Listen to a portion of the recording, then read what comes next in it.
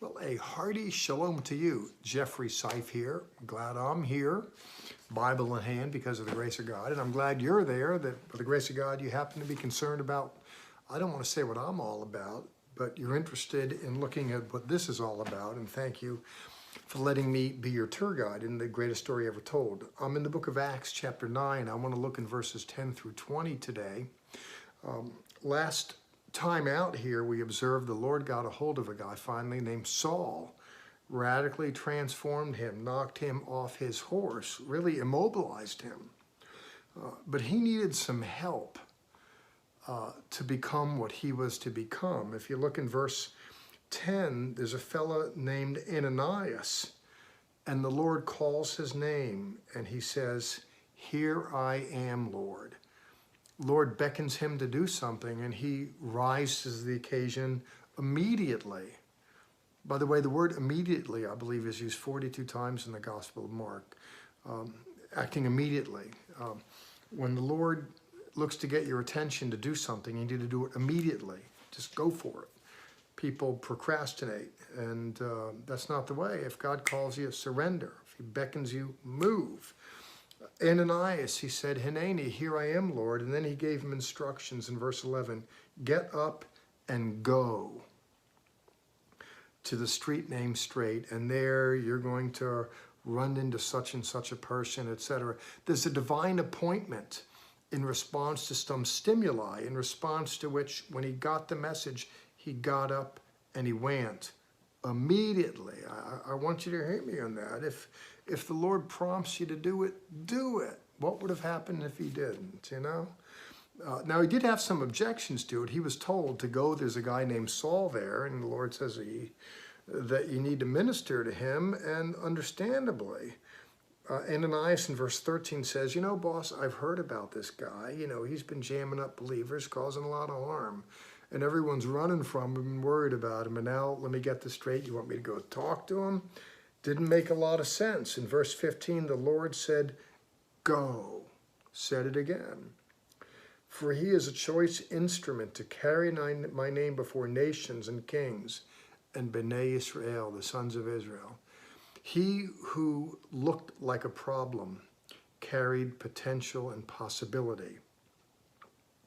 He says, there's a conjunction, verse 16, "For I will show him how much he's going to suffer."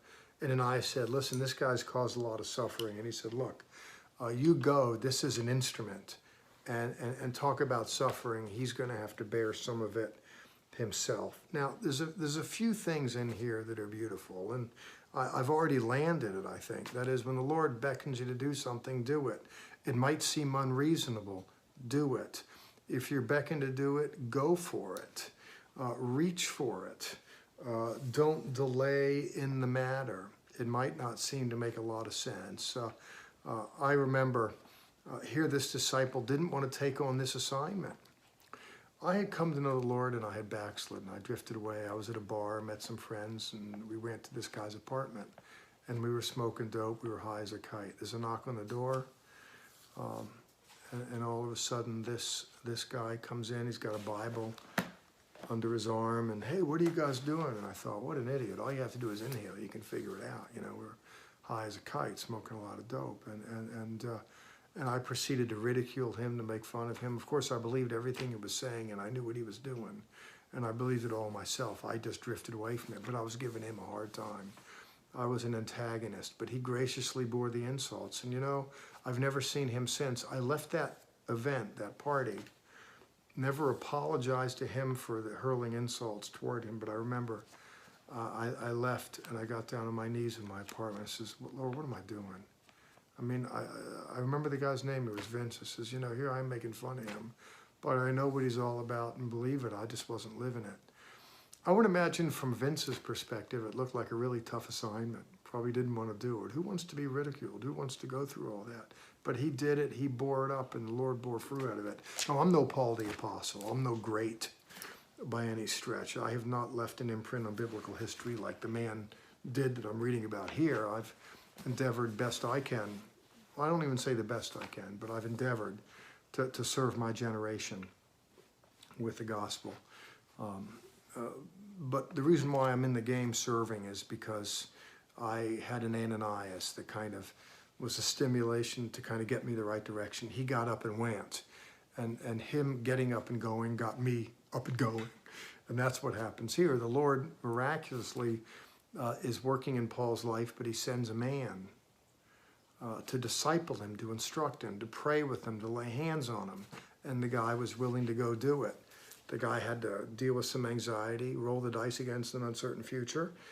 He had to suffer a little. It didn't make sense to him. And he talked to Saul, who's going to be our Apostle Paul. And we're told he's going to have to suffer a little bit too.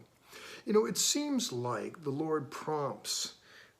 The way the gospel gets out, it's by promptings and urgings and people that jump in the game and help make it happen. It's in different ways, different days. What you find here is Paul gets a jump here, and in no time flat, in verse 16, immediately scales fall from his eyes, and he jumps right in there. He takes some food in verse 19, and immediately in verse 20, we see that word immediately, he begins ministering, proclaiming Yeshua in the synagogue, saying he has been Elohim, the Son of God. There's this sparking. Point I want to make here, and I've made it before in Acts. The book's called Acts of the Apostles. I think it's a silly title. The book's really about the Acts of the Apostle Paul, but even that is overly simplistic, though Luke, the author, is Paul's biographer, and he is principally, though not exclusively, giving a story of Paul, Saul. But more than all that, it's the Lord's prompting. Maybe this book should be called the Acts of the Spirit, prompting apostles, prompting the sent ones. And there's a whole lot of that going on behind the scenes. You know, Ananias shows up, stimulates to move this game forward, and then drops off the pages. We don't know him through the ages like we do Paul. But there's individuals that step up and make a contribution. You know, I'm reading to you from the Tree of Life Bible, and there are a number of individuals that, if but for a moment, stepped up to contribute toward the manufacture of the book, this particular translation. Beyond that, in commending this forth, there are individuals who step up with a check, or they buy a Bible and give it as a gift. Individuals spontaneously, spirit-inspired, just help move the ball forward. It happens in Bible translations and Bible societies and congregations and evangelism. When God speaks, we go. And that's my word for you as I go. Be sensitive to the Lord's beckoning. Get in touch with that and do that. He might have you to pick up a cross and do something sacrificial, but do it. Because you never know, there's great blessings on the other side of it. When we die a little bit, we bring forth a little bit of new life. That is just a biblical principle. Thanks for going on the journey with me and letting me share some principles with you. Let's do it again, same time, same station in a week. Jeffrey Seif, signing out.